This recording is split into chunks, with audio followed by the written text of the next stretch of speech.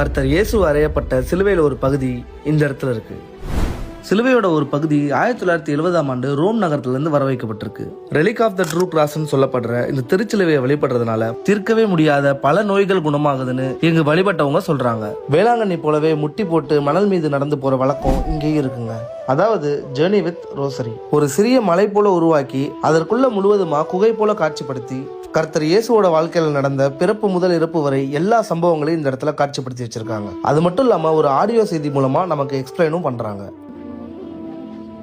1714ஆம் ஆண்டு வீரமாமுனிவர் அப்படிங்கிறவரால் இந்த கோவில் சிறிய அளவுல கட்டப்படுது. அதன் பிறகு 1945ஆம் ஆண்டு லேர்டஸ் சேவியர் அப்படிங்கிறவர் இந்த கோவிலை மிகப்பெரிய அளவுல கட்டுறாரு. இவரோட சமாதியும் இந்த இடத்துல தான் இருக்கு. இந்த கோவில் தஞ்சாவூர் மாவட்டம் திருக்காட்டுப்பள்ளி பக்கத்துல இருக்கிற பூண்டி மாதா திருக்கோவில். இதனுடைய லொகேஷனை நான் ஃபர்ஸ்ட் கமெண்ட்ல பின் பண்றேன். ரொம்ப முக்கியமான விஷயம், இது போல புனிதமான இடங்கள்ல ஏன் இது போல கேவலமான செயல்கள் செய்யறாங்கன்னு சத்தியமா தெரியல. வாழ்க்கையில ஒரு பெரிய சாதனை செஞ்சு நம்மளோட பேரை இந்த உலகம் ஃபுல்லா